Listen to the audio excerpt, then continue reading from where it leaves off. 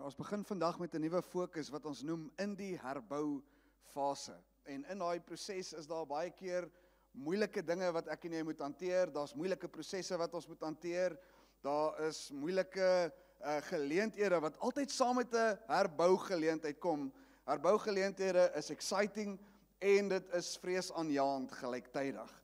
En binne in daai konteks, dit laat my altyd dink, julle kan vir my van die house lights net aansit asseblief. Binne in daai konteks is dit altyd vir my interessant om te hoor wanneer 'n sportspan swak doen, dan sal hulle vir jou sê ons is in 'n herboufase. Ek weet dit want ek skree vir die Blou Bulle, dis hoekom ek daai begrip ken. Ons is in die herboufase. En dan dink jy, maar wat beteken die herboufase en hoe lank vat dit? Hoe lank gaan dit neem om hierdie proses af te handel? Hoe lank gaan dit neem om dit te doen? Ek praat nou die dag met Flip net rondom bouprosesse en hy sê, jy weet natuurlik as ons hierdie gebou wil groter maak, beteken dit ons gaan vir 'n halwe jaar nie kan kerk hou in hierdie gebou nie. Dus ek, herbou is nie net gemaklik nie. Herbou is nie net, kom ons slaan die muur uit en ons maak groter en ons gaan verder nie. Herbou beteken, daar is frustrasie wat saam met hierdie ding gaan kom. Herbou beteken, daar's moeilikheid. En wanneer dit by ons lewens kom, dan is dit presies dieselfde. Herboufases beteken dat iets gaan afgebreek word of is klaar afgebreek. Dis die realiteit. As ek met jou praat oor jou lewe en ek sê vir jou, die Here gaan in 'n herboufase met jou in jou lewe in, beteken dit of hy gaan iets afbreek of iets is klaarstukkend. En wanneer ons in ons prosesse kom in ons lewens, dan raak ons baie keer sensitief of ons raak nogal ongemaklik wanneer ons hoor, die Here wil 'n bouprojek in ons lewens doen, want dit is 'n scary ding. Hulle sê mos die toets van enige huwelik is bou net iets saam.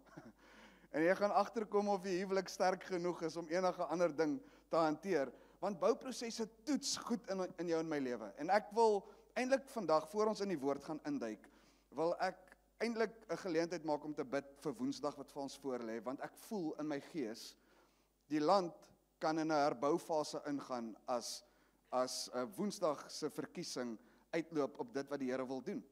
Dit gaan of 'n jaar wees of 'n volgende termyn wees wat moeilik is, of dit gaan 'n herboutyd wees.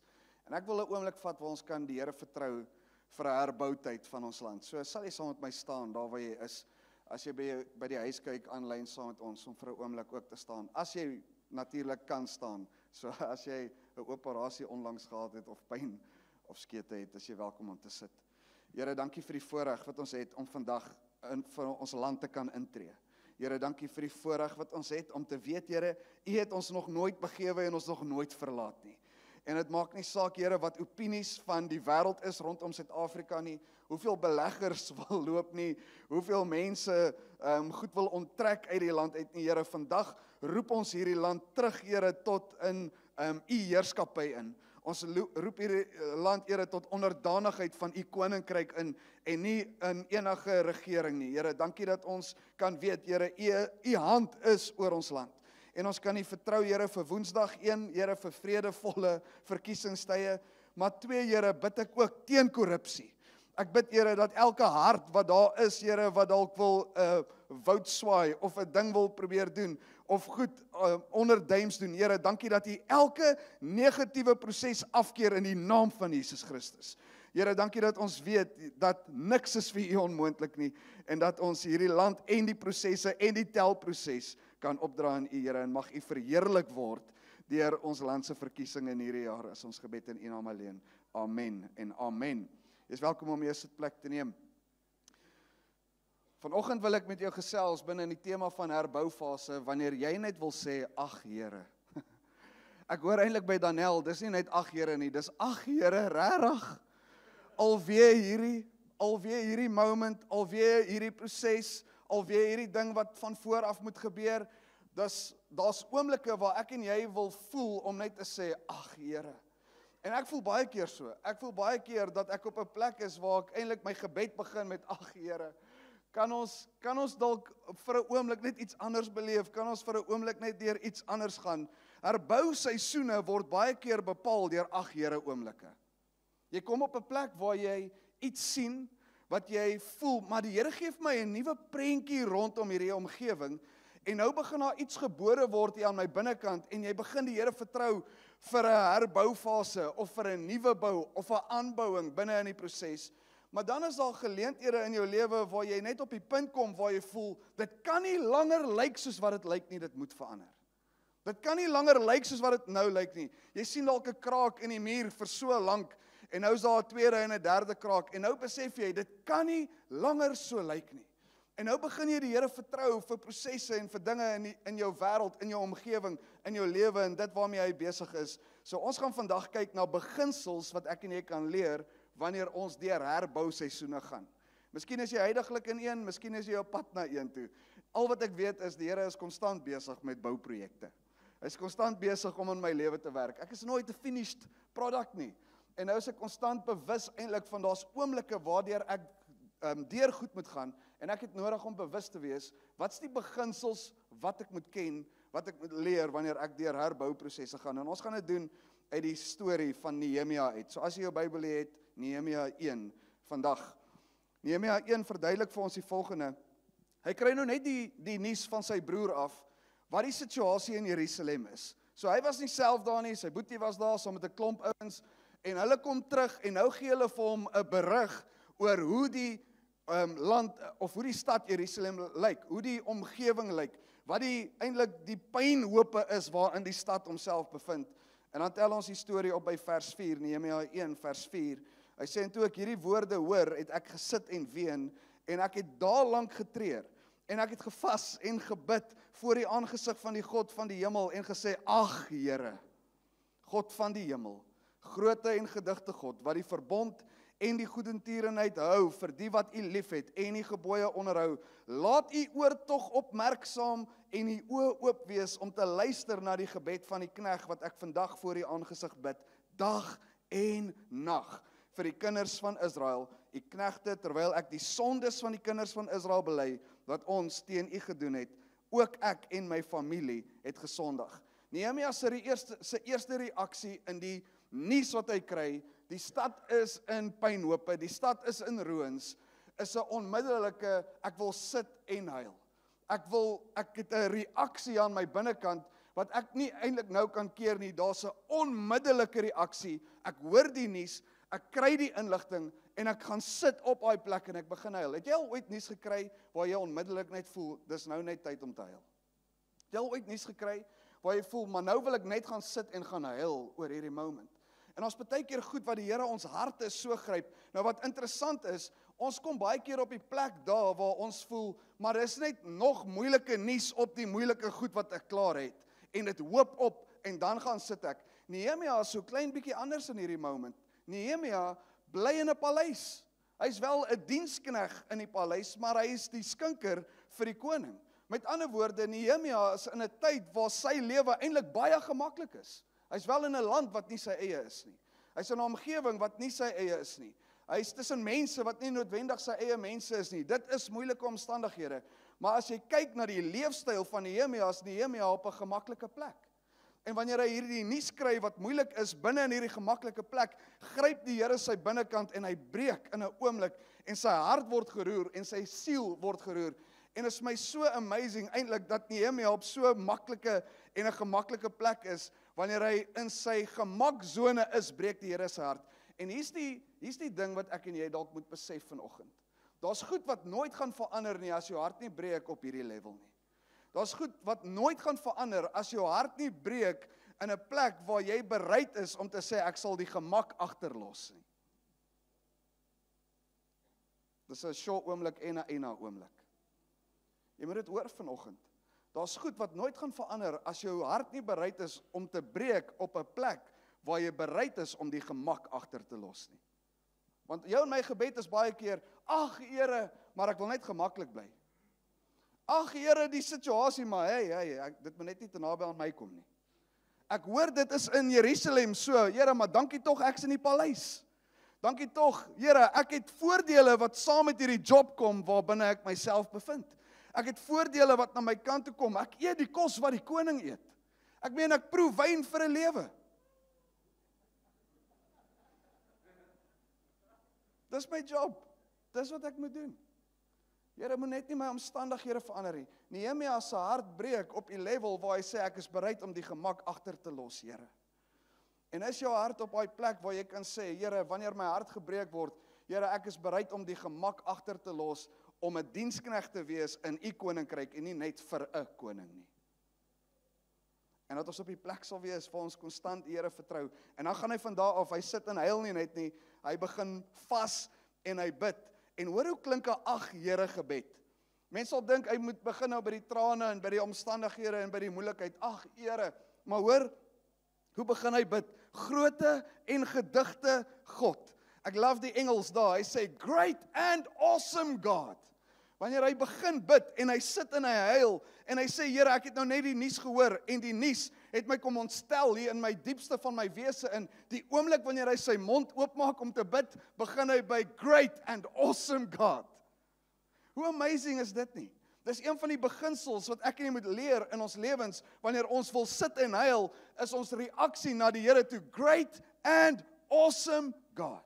Here, u is so groot, u is verhewe bo my omstandighede. Here, u is groter as die nuus wat ek nou net ontvang het. Here, u is groter as die moeilikheid wat ek hier in my hart beleef. My hart is stikkend, Here, but you are a great and an awesome God.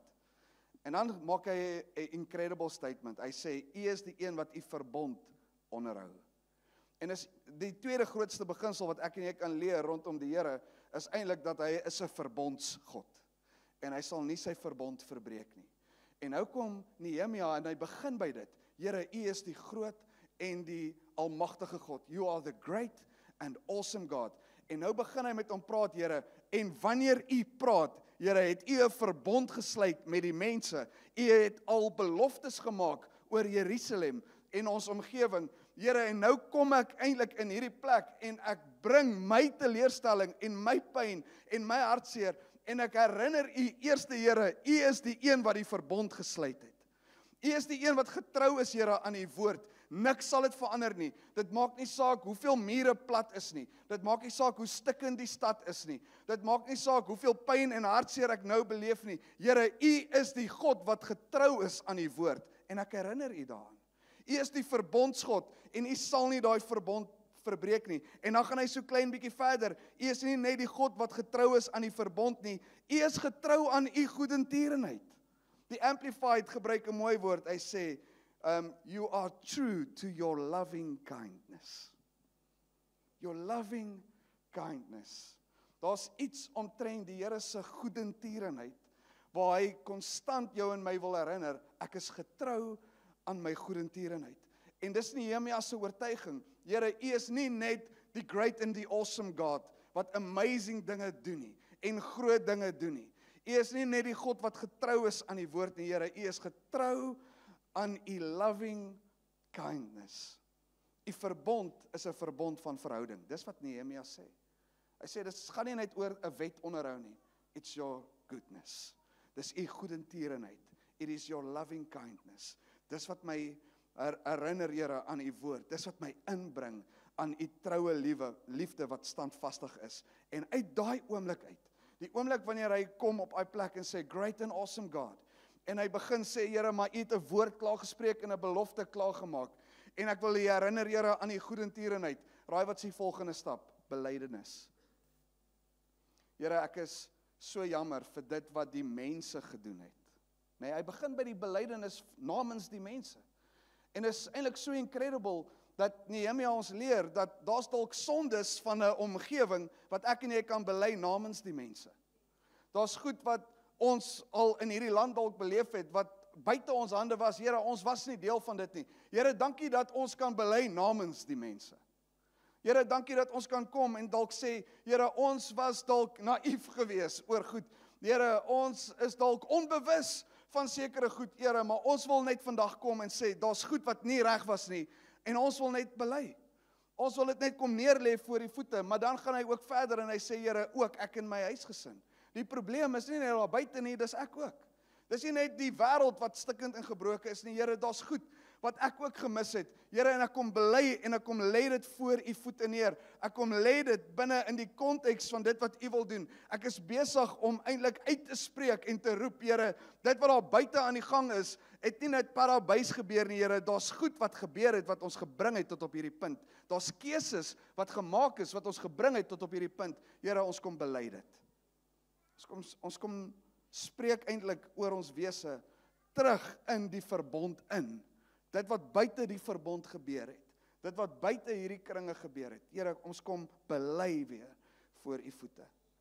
En dan kom die tweede helfte van die gebed in Nehemia 1:7. As ek net voor ons dit doen. Hy sê hy bid dag en nag. Dag en nag. Dis nie net 'n once-off prayer hierdie nie. Dis nie net, o Here, my hart is gebreek en ek is vir so 'n oomblik ontstel hieroor nie. Hy sê dag en nag is ek besig om met die Here te praat oor sy verbond, oor sy goedertierenheid en ons belydenis. Oor dit wat die Here getrou is aan, oor dit wat sy woord vir ons spreek, oor dit wat sy beloftes bevestig en dit wat ek moet onderdanig maak weer aan sy heerskappy. Here, ons het goed op ons eie probeer doen, we're bringing it back. En dan begin hy in vers 7, hy sê, en ons het baie verkeerd gehandel teenoor u. En ons het die gebooie en die insettinge en die verordeninge wat u aan Moses, u knegt beveel het, nie gehou nie. Dink tog aan die woord wat u aan Moses, u knegt beveel het, naamlik, as julle getrou is, sal ek julle onder die volke verstrooi. Maar as julle tot my bekeer en my gebooie onderhou en dit doen, al was julle verjaagdes aan die einde van die hemel, dan sal ek hulle daarvandaan versamel en hulle bring na die plek wat ek verkies het om my naam daar te laat woon. Hulle is tog u knegte en u volk wat u verlos het deur u knegte, deur u groote krag en deur u sterke hand. Hoor wat sy belydenis wanneer hy sê, Here, u is die verbondsgod. Hy sê, Here, wanneer ek hierdie moment kom bely, dan sê ek eintlik, ons is die ouens wat die verbond verbreek het. Ons het buite daai kringe beweeg. Here, u is die verbondsgod en ek kom dit agter. En nou bely ek, Here, ons is die ouens wat buite hierdie kring beweeg het. Ons het nie geluister na die gebooie nie. Ons het nie geluister na die insettinge nie. Ons het nie geluister na dit wat u verordeninge vir ons verduidelik nie. Ons het afgedwaal. En dan kom maar skielik 'n stukkie boldness. Dan kom maar skielik 'n stukkie oortuiging. Maar as ons onsself tot u bekeer, dan is daar 'n ander uitkoms. Skielik is daar 'n boldness wat in hom opstaan en sê, yes Here, ons was buite, ek weet u is 'n verbondsgod, en ons was buite die verbond, maar hier is 'n stuk boldness, Here, wat ek weet, u woord my leer, as ons onsself tot u bekeer, Here, dan sal u ons weer versamel, en u sal ons terugbring, daar waar ons verstrooid was, daar waar ons verlore was, daar waar ons gebroke was, daar waar ons eintlik buite daai prentjie beweeg het, Here, u versamel ons weer. Nou hoor wat is daai woord bekeer wat hy gebruik in die Hebreëus in hierdie oomblik. Dis die woord shub. En ek love die woord shub, want hy sê die volgende, hy sê, it is to turn back. So eenvoudig soos dit. Dis om te draai, om te weet, ek was besig met dinge, en nou draai ek om, en ek bekeer my tot die Here, en ek gaan terug na dit waar ek weet eintlik ek verlore geraak het, want hoor wat sê, it's not necessarily with an idea of returning to the starting point. Dis nie noodwendig om al die pad terug te gaan na die begin toe nie. Dis om te sê, Here, iewers along the line het ek verlore geraak. Ek vind daai punt, Here, ek bely dit en nou draai ek om en ek sê, van hierdie punt af gaan ek nou in die regte rigting. En ek kanselleer daai pad wat ek hier gebou het. Ek kanselleer daai pad wat ek hier uitgeloop het. Ek kanselleer daai pad, Here, waar ek in ongehoorsaamheid gewandel het. Ek kom terug na hierdie punt toe. Lord, guide me. En hoor wat sy woord shub nog verder. To break, to build, to weep. Oh my goodness.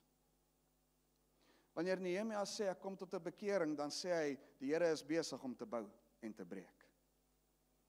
Wanneer Nehemia sê, ons het nodig om onsself te bekeer in 'n proses, dan sê hy, jy is eintlik besig om oor jou lewe te sê, God is going to break something down and he's building something up. En dit kom met pyn partykeer. En dit kom met moeilikheid, en dit kom met frustrasie, en dit kom met baie vrae, Here, hoe lank nog? En bekering is in 'n oomblik, kan jy jou hart draai, maar daar's 'n proses wat saam met dit kom. En nou het ek nodig om bewus te wees, God is busy building something. En nou sê hy, maar daar's ook die woord weep, wat deel is van hierdie beskrywing en van hierdie betekenis. Daar's goed wat my hart moet laat breek, anders te gaan ek nooit verander nie. En as ek nie op die plek wil wees waar ons totale bewustheid hê van dit wat die Here wil doen, we need to get to the place where we allow God to break our hearts.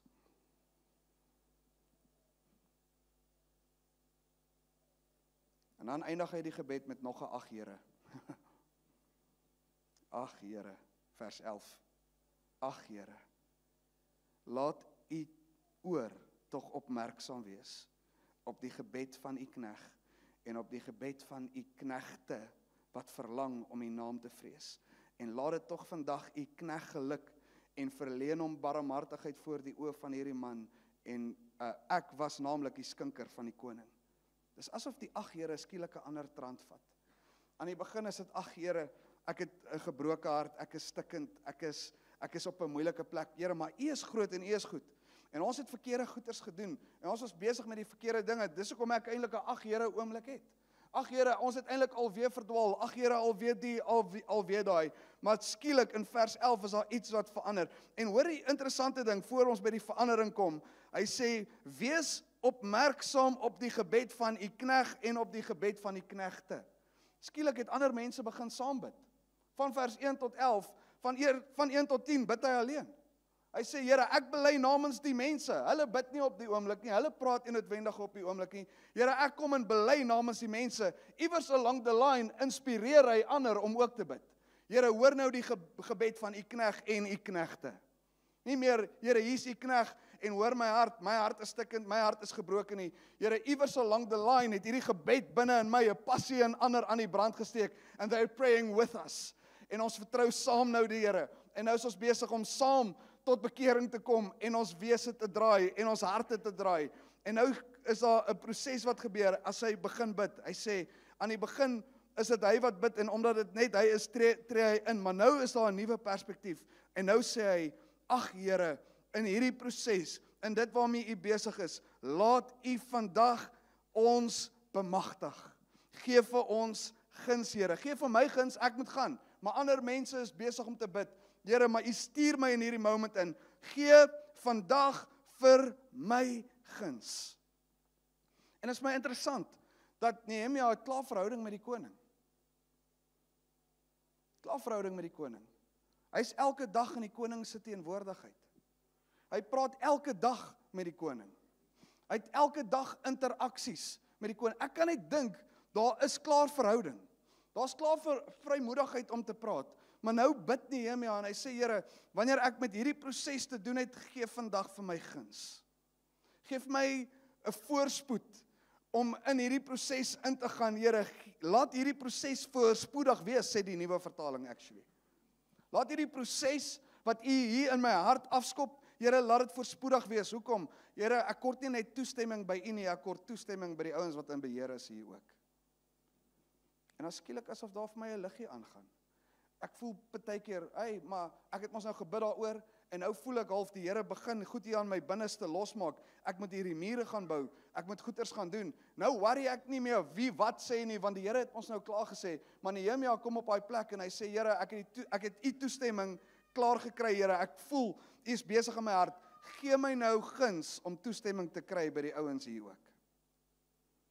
Gee my guns by mense. Gee my guns by die ouens wat my moet laat gaan.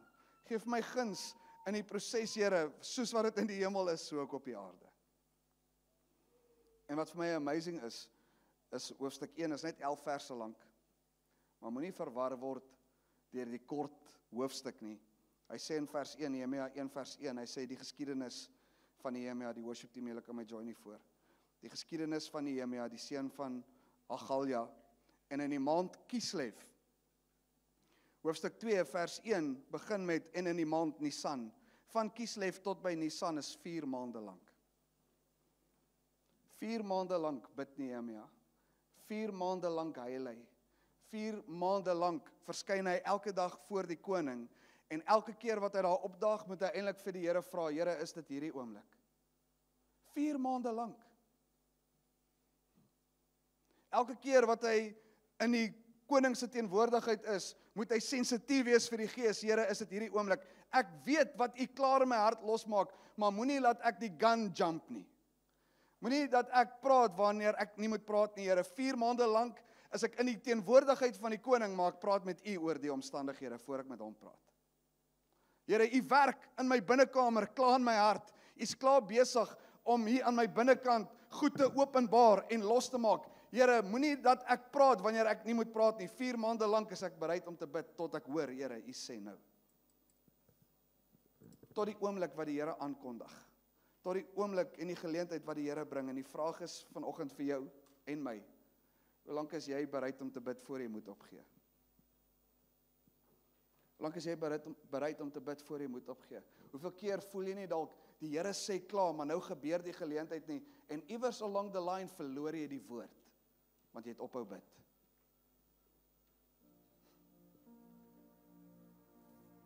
Mag jy op die plek wees waar binne jy nie net sê Here breek my hart nie, maar waar jy bereid is om die Here te vertrou vir die tydsberekening.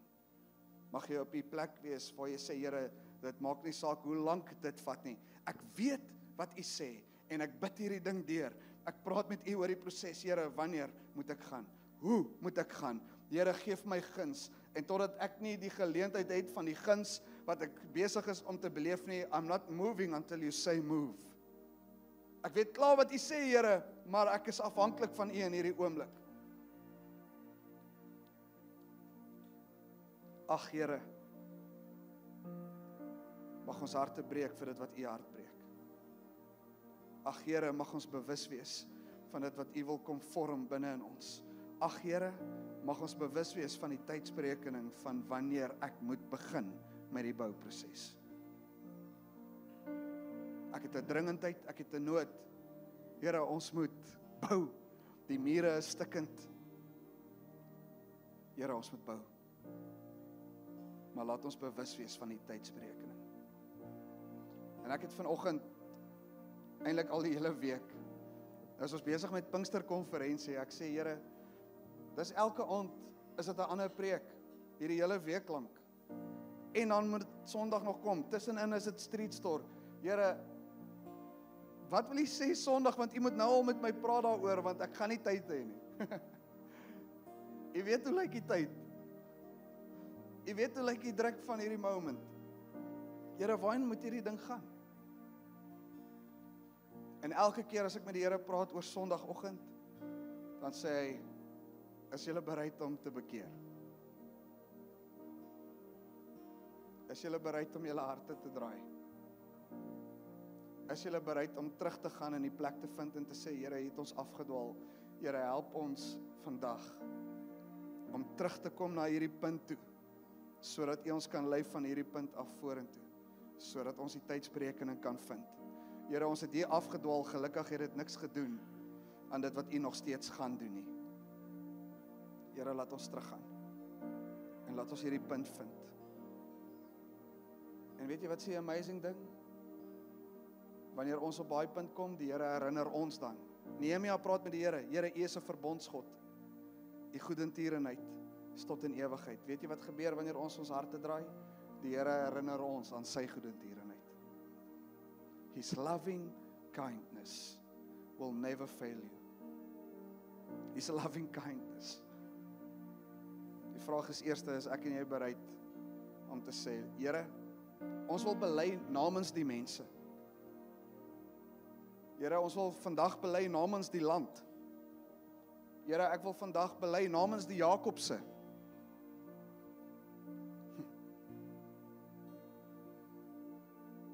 Ek wil kom bely namens my Here. Dit was goed wat nie reg was nie. En dankie dat U klaar die prys betaal het. U het alles gedoen. U het elke sonde op die kruis gevat en die prys is betaal daarvoor. Maar partykeer, Here, is daar 'n herbouproses wat ek van bewus moet wees. Come and break what needs to be broken. Come and build what needs to be built. And let me weep for what breaks your heart. Dis 'n moeilike gebed om te bid. Is jy bereid vanoggend om die gemak agter te los en te sê, Here, breek my hart? Is jy bereid om die gemak kant toe te skuif en te sê, Here, dit is baie gemaklik waar ek myself nou bevind. But your loving kindness has never failed me. En ek wil jou vra, as jy in hierdie plek is of aanlyn met ons kyk, dit maak nie saak waar jy jouself bevind nie. As jy vanaand, Ek is nou by die Pinksterkonferensie. Elke aand. As jy vandag wil opstaan en sê, Here, ek wil bely. Namens of vir. As jy vanoggend 'n las eintlik in jou hart voel. As jy vanoggend 'n dringendheid in jou gees voel. As die Here iets in jou siel kom stir in hierdie oggend, wil jy nie saam met my staan as dit jy is nie.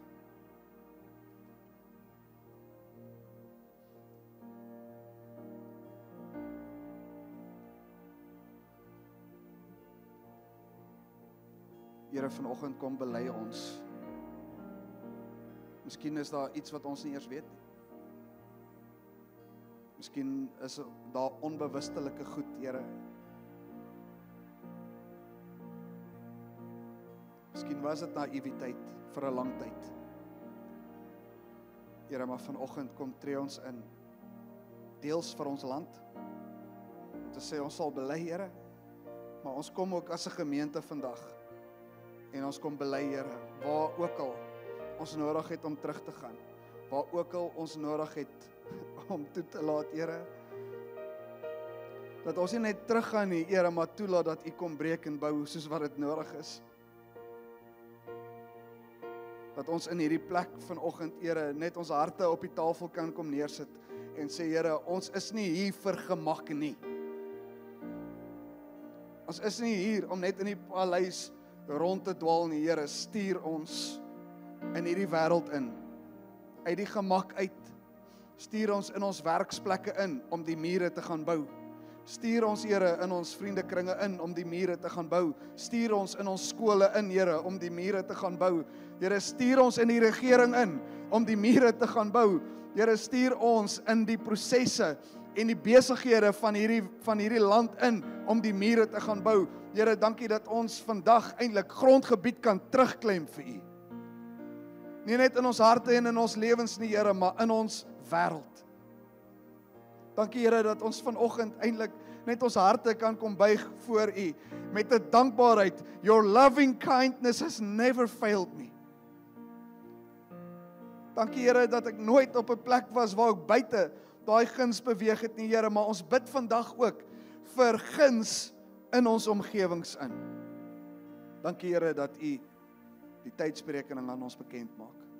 Hoe dit lyk, wanneer dit moet gebeur. In Jesus naam. Amen en amen.